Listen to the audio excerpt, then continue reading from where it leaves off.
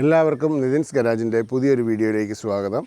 ഇന്നത്തെ വീഡിയോ ടാറ്റ വണ്ടികൾക്ക് കോമൺ ആയിട്ടുണ്ടാകുന്ന എറേഴ്സും അതിൻ്റെ ഒരു സൊല്യൂഷൻസും, ഒരു യൂസർ പെർസ്പെക്റ്റീവിൽ എന്തെല്ലാം ചെയ്താൽ നമുക്ക് താൽക്കാലികമായി പ്രശ്നങ്ങളിൽ നിന്ന് ഒഴിവായി പോരാം എന്നുള്ളതിനെ പറ്റിയാണ്. ഇപ്പോൾ നമുക്ക് വീഡിയോയിലേക്ക് കിടക്കാം. അതുപോലെ തന്നെ എൻ്റെ ചാനൽ ഇതുവരെ സബ്സ്ക്രൈബ് ചെയ്യാത്തവരുണ്ടെങ്കിൽ ചാനൽ സബ്സ്ക്രൈബ് ചെയ്ത് സപ്പോർട്ട് ചെയ്യുക, വീഡിയോ ഫുള്ളായി കാണാൻ ശ്രമിക്കുക. ആദ്യം തന്നെ നമുക്ക് ചാർജിങ്ങിൻ്റെ പ്രശ്നങ്ങൾ എന്തൊക്കെയാണെന്ന് നോക്കാം. കാരണം ചാർജ് ഉണ്ടെങ്കിലല്ലേ നമുക്ക് വണ്ടി എടുക്കാൻ പറ്റുള്ളൂ. കോമൺ ആയിട്ട് 3 ടൈപ്പ് ചാർജിങ് ആണുള്ളത്.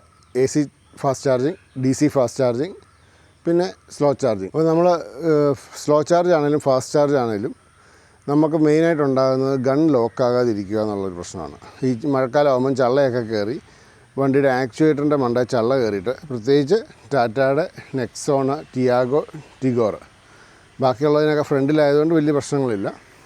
അപ്പോൾ ഇത്തരം വണ്ടികൾക്ക് അവരവിടെ ഒരു പ്രൊട്ടക്ഷൻ കൊടുക്കാത്തതുകൊണ്ട് ചള്ള കയറി അടയാനുള്ള സാധ്യത കൂടുതലാണ്. അപ്പോൾ അങ്ങനെയുള്ളപ്പോൾ നമ്മൾ ചാർജ് കയറുന്നില്ലെങ്കിൽ ആദ്യം ഗണ്ണൊന്ന് വലിച്ചു നോക്കുക. ഗൺ പോരുന്നുണ്ടെങ്കിൽ ആക്ച്വേറ്റർ ലോക്കാകുന്നില്ല എന്നുള്ളതാണ് അർത്ഥം. അതിനുള്ള സൊല്യൂഷൻ ആക്ച്വേറ്ററിൻ്റെ അവിടെ വെള്ളം ഒഴിച്ച് കഴുകുക. ഹോസ് വാട്ടർ ഉപയോഗിച്ച് കഴുകി വൃത്തിയായി കഴിഞ്ഞാൽ നോർമലി അത് ശരിയാകേണ്ടതാണ്. ഇനി അത് ശരിയായില്ലെങ്കിൽ സർവീസ് സെൻറ്ററിൽ കൊണ്ടുപോവുക. വാറണ്ടി ഉള്ളപ്പോഴാണെങ്കിൽ കുഴപ്പമില്ല. വാറണ്ടി ഇല്ലെങ്കിൽ അതിന് ഏകദേശം 8000 രൂപയോളം വില വരുന്ന സാധനമാണ്. പിന്നെ ഉള്ളത്, നമ്മൾ പോർട്ടബിൾ ചാർജർ വെച്ച് ചാർജ് ചെയ്യുമ്പോൾ നമ്മൾ തലേദിവസം ചാർജ് ചെയ്തതായിരിക്കും. പക്ഷേ നമ്മൾ ഇന്ന് ചാർജ് ചെയ്യാൻ നോക്കുമ്പോഴത്തേനും അതിനകത്ത് 3 പച്ച ലൈറ്റ് കത്തിക്കിടക്കുന്നു, മേളത്തെ ഒരു പച്ചയും ഒരു ചുമലയും കത്തിക്കിടക്കുന്നു. അപ്പോൾ അങ്ങനെ പല ഇൻഡിക്കേഷൻസ് കാണാം. നമ്മൾ അതിൻ്റെ സൊല്യൂഷനായിട്ട് മെയിനായിട്ട് ചെയ്യേണ്ടത് എന്നാന്ന് വെച്ചാൽ ഗൺ വണ്ടിയിൽ നിന്ന് ഊരുക. ഓഫാക്കിയിട്ട് വണ്ടിയിൽ നിന്ന് ഗണ്ണ് ഊരുക.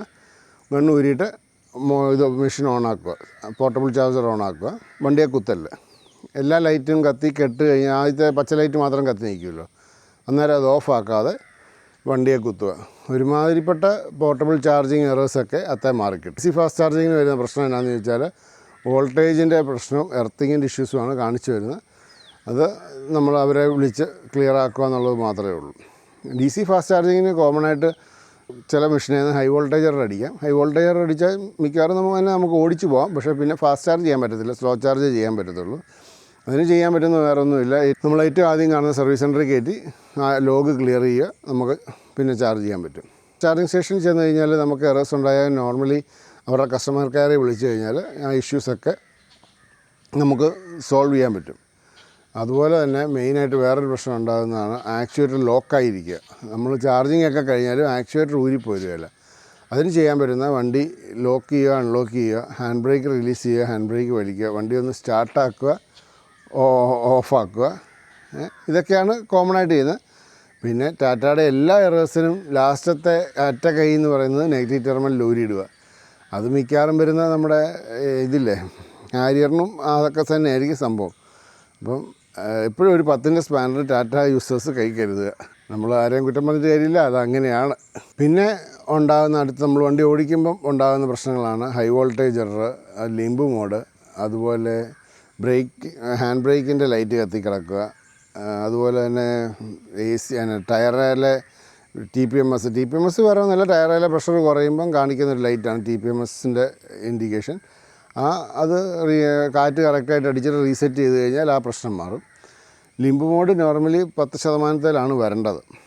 അതിന് മുമ്പ് വന്നിട്ടുണ്ടെങ്കിൽ ബാറ്ററി ഇഷ്യൂ ആകാം, വേറെ നമ്മുടെ ചാർജിങ് സൈക്കിൾ കറക്റ്റ് ആകാത്തതുകൊണ്ടും ഈ ലിംബ് മോഡ് വരാം. ഹൈ വോൾട്ടേജർ എന്ന് പറഞ്ഞാൽ മൾട്ടിപ്പിൾ റീസൺസാണ്. മെയിനായിട്ട് കണ്ടുവരുന്ന ബാറ്ററി ഇഷ്യൂ ആണ്. അത് സർവീസ് സെൻറ്ററുകാരെയും കൊണ്ട് മാത്രമേ സോൾവ് ചെയ്യാൻ പറ്റത്തുള്ളൂ. പിന്നെ ഉള്ളത് ഈ ചാർജിങ്ങിൻ്റെ സമയത്തുണ്ടാകുന്നത്. പിന്നെ എന്തെങ്കിലും ഇലക്ട്രിക്കൽ എക്യുപ്മെൻറ്റ്സിന് കംപ്ലയിൻ്റ് ഉണ്ടെങ്കിലും ഈ ഹൈ വോൾട്ടേജർ കാണിക്കും. അതെല്ലാം ഹൈ വോൾട്ടേജർ നോർമലി സർവീസ് സെൻറ്ററുകാരെയും കൊണ്ട് സോൾവ് ചെയ്യാൻ പറ്റുള്ളൂ. അപ്പോൾ അതുകൊണ്ട് അതനുസരിച്ച് ഓരോ എറേഴ്സ് വരുമ്പോൾ നമ്മൾ പാനിക്കാകാതെ ഓരോ തീരുമാനം. എന്നൊക്കെ സർവീസ് സെൻറ്ററുകാരെ വിളിക്കുന്നതിന് മുമ്പ് ആ നെഗറ്റീവ് ടെർമിനൽ ഒന്ന് ഊരിയിട്ട് നോക്കുക. ചെറിയ ഇഷ്യൂസൊക്കെ ആണെങ്കിൽ അതെല്ലാം അങ്ങ് ക്ലിയർ ആവും. വേറൊരു ഇഷ്യൂ ഇപ്പോൾ ഈ പഞ്ചിനും മറ്റൊക്കെ കണ്ടുവരുന്നത് എന്നാന്ന് വെച്ചാൽ അതിൻ്റെ ഈ ടയറിന് സംബന്ധമായ എല്ലായിടത്തെയും ലൈറ്റ് എററായിട്ട് കാണിക്കും. എന്നിട്ട് നമുക്ക് വണ്ടി ഓടിക്കാനൊക്കെ പറ്റും. അതിപ്പം ഞാനിപ്പോൾ എൻ്റെ ഗ്രൂപ്പിൽ തന്നെ ഒരു 3 പേർക്ക് കണ്ടിട്ടുണ്ട്. അവരുടെ ഈ ടയറിലോട്ടുള്ള സെൻസർ പോകുന്നതാണ്. ഈ സെൻസറിൻ്റെ വയർ വിട്ടു പോകുമോ അങ്ങനെ വല്ലതും ചെയ്യുന്നതാണ്. പക്ഷേ അതിനുള്ളൊരു പ്രശ്നം എന്താണെന്ന് വെച്ചാൽ ഈ 4 ടയറെല്ലാം കൂടെ ഒരുമിച്ചേ മാറാൻ പറ്റത്തുള്ളൂ. അതിന് ഏകദേശം 10-25,000 രൂപ വില വരുമെന്ന് തോന്നുന്നു. അതുപോലെ തന്നെ മാറാൻ 3-4 ദിവസം എടുക്കും. ഡാഷ്ബോർഡൊക്കെ അഴിക്കണം. അപ്പോൾ അതിൻ്റേതായ താമസം വരും. പൊതുവേ സർവീസ് സെൻറ്ററിൽ കൊടുത്ത് മെയിൻ ഇഷ്യൂ ഉണ്ടെങ്കിൽ താമസമാണ്. അതുപോലെ അതുപോലെ എല്ലാവരും ചെയ്യുന്ന വേറൊരു ചെറിയൊരു ഇഷ്യൂ ആണ്, അവർ വണ്ടിയുടെ ചാർജ് തീരാറായെങ്കിൽ അങ്ങ് നമ്മുടെ 0 എത്തുന്നോടം വരെ ഓടിക്കും. അങ്ങനെ ഒരിക്കലും ഓടിക്കില്ല. അങ്ങനെ ഓടിച്ചു കഴിഞ്ഞാലുള്ള ഒരു പ്രശ്നം എന്താണെന്ന് വെച്ചാൽ ഈ പ്രൈമിന് കുഴപ്പമില്ല, ഹാൻഡ് ബ്രേക്ക് വലിച്ചു വെക്കുന്ന വണ്ടികൾക്കൊന്നും വലിയ ഇഷ്യൂസ് വരാൻ വഴിയില്ല. പക്ഷേ ബാക്കിയുള്ള ഓട്ടോമാറ്റിക് ഹാൻഡ് ബ്രേക്കുള്ള വണ്ടികൾക്ക് എന്നാ സംഭവിക്കുന്നത് വെച്ചാൽ അതിൻ്റെ ഹാൻഡ് ബ്രേക്ക് ഓട്ടോമാറ്റിക്കായിട്ട് അങ്ങ് ലോക്കാവും വണ്ടി നിന്ന് കഴിയുമ്പം. പിന്നെ നമുക്ക് തള്ളാനോ ഉന്താനോ ഒന്നും പറ്റത്തില്ല. അപ്പം ചെയ്യേണ്ടത് എന്നാന്ന് ചോദിച്ചാൽ ഒരു 4% വരെ ഒക്കെ മാക്സ്, 4 വേണ്ട, ഒരു 5-6% എത്തുമ്പോൾ ഓടിയിൽ നിർത്തിയിട്ട് അടുത്ത് ചാർജിങ് സ്റ്റേഷൻ ഉണ്ടെങ്കിൽ ഏതെങ്കിലും ഒരു പിക്കപ്പെ വിളിച്ച് കെട്ടി വലിച്ചുകൊണ്ട് ആ ചാർജിങ് സ്റ്റേഷനിലിട്ട് ചാർജ് ചെയ്യുക. ഇല്ലെങ്കിൽ ദൂരെയാണെങ്കിൽ വിളിക്കുക, ചെയ്ത് പോകുക എന്നുള്ളത് മാത്രമേ നമുക്കൊരു ഓപ്ഷനുള്ളൂ. നമുക്ക് വണ്ടി കെട്ടി വലിക്കുമ്പോഴാണേലും കുറച്ച് ചാർജൊക്കെ കിട്ടും. അപ്പോൾ അത്യാവശ്യം ചാർജായി കഴിയുമ്പോൾ കെട്ടി വലിച്ചുകൊണ്ട് പോകുന്ന വണ്ടിക്കാരനെ പറഞ്ഞു വിട്ടിട്ട് നമ്മൾ ഓടിച്ചു പോയി അടുത്ത ചാർജിങ് സ്റ്റേഷനിൽ കയറുക എന്നുള്ളതാണ് ചെയ്യാൻ പറ്റുന്നൊരു കാര്യം. അതുപോലെ ഈ ചില സമയത്ത് നമുക്കൊരു വലിവ് കുറവ് പോലെയും അല്ലെങ്കിൽ ഒരു ആക്സിലറേറ്റർ റെസ്പോൺസ് കുറവ് പോലെയൊക്കെ തോന്നുന്ന ഇഷ്യൂസ് വണ്ടിക്ക് ഉണ്ടാകാറുണ്ട്. എൻ്റെ വണ്ടിക്ക് അങ്ങനെ ഫീൽ ചെയ്തിട്ടുണ്ട്, 1-2 പ്രാവശ്യം ഫീൽ ചെയ്തിട്ടുണ്ട്. വേറെ ഒന്നും ചെയ്യാനില്ല, വണ്ടി ഓഫാക്കുക, ഒരു 2 മിനിറ്റ് കഴിയുമ്പോൾ ഓണാക്കുക. ചിലപ്പോൾ AC-ക്ക് കൂളിങ് തോന്നുകയില്ല, അന്നേരവും ചെയ്യുന്ന ഇതൊക്കെ തന്നെയാണ്. ഞാൻ പറഞ്ഞില്ല, ടാറ്റയുടെ ബേസിക് ആയിട്ടുള്ള എറർ സൊല്യൂഷൻ എന്ന് പറഞ്ഞാൽ നെഗറ്റീവ് ടെർമിനൽ ഊരിയിടുക എന്നുള്ളതാണ്. ബാക്കിയുള്ള വണ്ടിക്കാർക്കും അങ്ങനെ തന്നെയാണോ എന്നുള്ളത് അറിയത്തില്ല. ഇതിന് ആർക്കെങ്കിലും അങ്ങനെ ഒരു അഭിപ്രായം ഉണ്ടെങ്കിൽ ഒന്ന് കമൻറ്റ് ചെയ്താൽ അതൊരു നല്ലൊരു ഇൻഫർമേഷൻ ആയിരിക്കും. ചിലരുടെ ബൂട്ട് അടയാത്തൊരു ഇഷ്യൂ ചിലർ പറയുന്നുണ്ട്. അത് ബൂട്ടിൻ്റെ അവിടെ ഒരു ആക്ച്വേറ്റർ ഉണ്ട്. ആ ആക്ച്വേറ്ററിൻ്റെ കംപ്ലയിൻ്റ് കൊണ്ടാണ്. വാറണ്ടിയിലാണെങ്കിൽ കൊടുത്ത് മാറുക, ഇല്ലെങ്കിൽ അത് ഊരിയിട്ടൊരു 2 തട്ട് കൊടുത്തു കഴിഞ്ഞാൽ നോർമലി ശരിയാവും. എനിക്ക് അങ്ങനെ ഒരു പ്രാവശ്യം വന്നപ്പോൾ ഞാൻ അതാ ചെയ്തത്, അത് ഊരിയിട്ട് ഒന്ന് തട്ടിയിട്ട് W40 അടിച്ച് കഴിഞ്ഞപ്പം ഇപ്പം കുഴപ്പമൊന്നുമില്ല. പിന്നെ പലർക്കും വേറൊരു ചെറിയ പ്രശ്നം ഉണ്ടാകുന്നതെന്ന് വെച്ചാൽ AC-യുടെ വെള്ളം പോകുന്ന ഓസ് ഊരിപ്പോയിട്ട് ഫ്ലോർ മാറ്റയിലോട്ട് മുഴുവൻ വെള്ളം വീഴും. അതിന് ഉള്ള സൊല്യൂഷൻ എന്താണെന്ന് ചോദിച്ചാൽ നമുക്ക് തന്നെ ചെയ്യാവുന്ന കാര്യമേ ഉള്ളൂ. ഒന്ന് കുനിഞ്ഞിട്ട് ആ ഓസ് ഊരിപ്പോയേക്കുന്നത് തിരിച്ച് റീകണക്ട് ചെയ്യുക. അപ്പോൾ ആ പ്രശ്നം അവിടെ സോൾവ് ആയിക്കോളും. ഈ ടിയാഗോയ്ക്കും പഞ്ചിനുമൊക്കെ ഉണ്ട്. അത് ടാറ്റയുടെ ഭയങ്കര കോസ്റ്റ് കട്ടിങ്ങിൻ്റെ ഒരു ഭാഗമായിട്ട് അവർ ആർച്ചിനകത്തൊക്കെ ബൂട്ടിൻ്റെ ആർച്ചിനകത്ത് ബുഷ് വെക്കണ്ടോന്ന് വരാൻ ഒരു സ്റ്റിക്കർ ഒട്ടിച്ചേക്കുന്നത്. അത് പോയി കഴിയുമ്പോൾ അതുവഴി വെള്ളം കയറിയിട്ട് റണ്ണിങ് ബോഡി വെള്ളം കിടക്കും. അപ്പോൾ ഈ റണ്ണിങ് ബോഡി വെള്ളം കിടക്കുമ്പോൾ ബ്രേക്ക് ചവിട്ടുമ്പോഴത്തേന് വെള്ളം ഓടുന്ന വെച്ചാൽ നമുക്ക് കറക്റ്റായിട്ട് മനസ്സിലാവും. അന്നേരം വേറെ ഒന്നും ചെയ്യാനില്ല, നമ്മൾ വണ്ടി ഒരു ചെരുവയിലിട്ടിട്ട് ആ റണ്ണിങ് ബോർഡിൻ്റെ അവിടെ ഒരു ബുഷുണ്ട്, ആ ബുഷ് ഊരിക്കളഞ്ഞാൽ ആ വെള്ളം അതുവഴി ഡ്രെയിനായി പൊക്കോളും.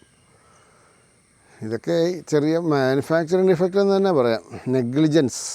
ടാറ്റ അത് വേണ്ട പോലെ കൈകാര്യം ചെയ്യാത്തതുകൊണ്ടുള്ള പ്രശ്നങ്ങളാണ്. സ്റ്റിക്കർ ഒട്ടിച്ചിട്ട് ഒരു ഹോൾ അടയ്ക്കുക എന്നൊക്കെ പറഞ്ഞാൽ എന്തുവാ ഇത് പറയുന്നത്?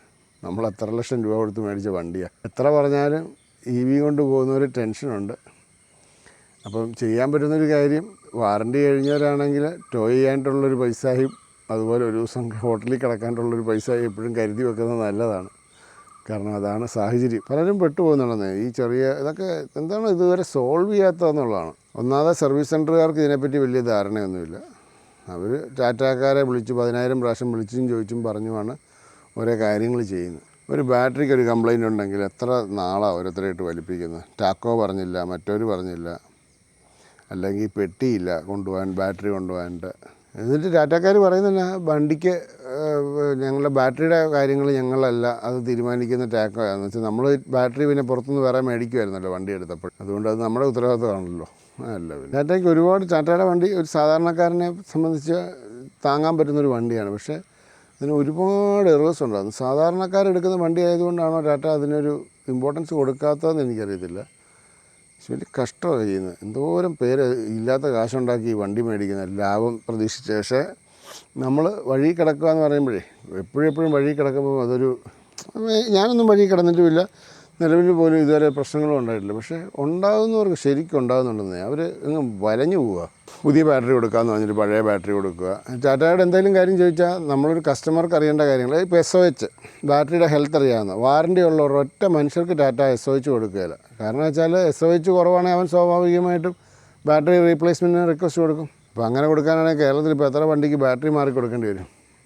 കുറേ പേർക്ക് പുതിയ ബാറ്ററി കൊടുക്കും, ബാക്കിയുള്ളവർക്ക് പഴയ ബാറ്ററി കൊടുക്കും. പഴയ ബാറ്ററി കൊടുക്കുന്നവരൊക്കെ മണ്ടന്മാരും പുതിയ ബാറ്ററി കിട്ടുന്നവർ ബുദ്ധിമാന്മാരും എന്നുള്ള രീതിയിലോട്ട് ആ കാര്യങ്ങൾ പോകുന്നു. കാരണം എന്ന് വെച്ചാൽ അതൊന്നും ശരിയല്ലെന്നേ. ഒന്നെങ്കിൽ എല്ലാവർക്കും പുതിയ ബാറ്ററി, അല്ലെങ്കിൽ അവനവൻ്റെ ബാറ്ററി റിപ്പയർ ചെയ്ത് കൊടുക്കാനുള്ള സ്പീഡിൽ. ഒരു മാസം എന്നൊക്കെ പറയുമ്പം അത് ഇച്ചിരി കൂടുതലല്ലേ. ഞാൻ ചിലവർക്ക് കൊണ്ട് ചെല്ലുമ്പോഴേ ബാറ്ററി മാറി കിട്ടുന്നുണ്ട്. എനിക്കറിയില്ല എന്താണ് അവരുടെ സ്ട്രാറ്റജി എന്നുള്ളത്. ഒരു കസ്റ്റമർ ഒരു ഡേറ്റ ചോദിച്ചാൽ പോലും അവരുടെ കൊടുക്കുക അല്ലേ. ടാറ്റയുടെ വലിയ ഡേറ്റ ഒന്നുമല്ല, കസ്റ്റമറെ ബാധിക്കുന്ന കസ്റ്റമറുടെ ഇപ്പം ബാറ്ററി റീപ്ലേസ്മെൻറ്റ് പോളിസി ടാറ്റയുടെ ചോദിച്ചാൽ ടാറ്റ പറയാം അത് റിവീൽ ചെയ്യാൻ പറ്റത്തില്ല. അത് നമ്മളെ സംബന്ധിക്കുന്ന കാര്യമല്ലേ. നമ്മളൊരു വണ്ടി മേടിക്കുന്നതിന് മുമ്പ് അറിയേണ്ട കാര്യങ്ങളല്ലേ.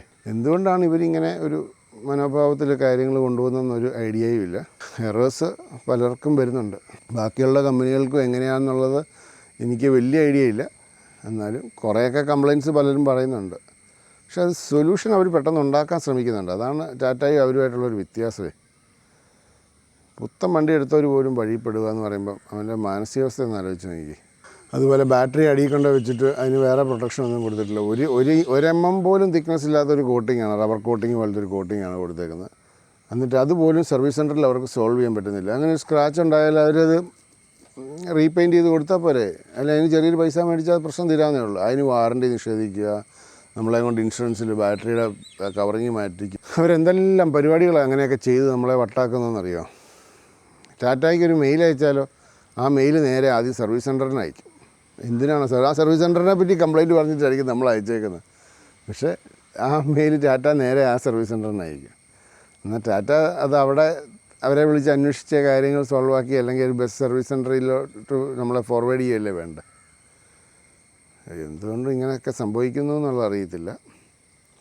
പക്ഷേ എറേഴ്സ് ഉണ്ട്.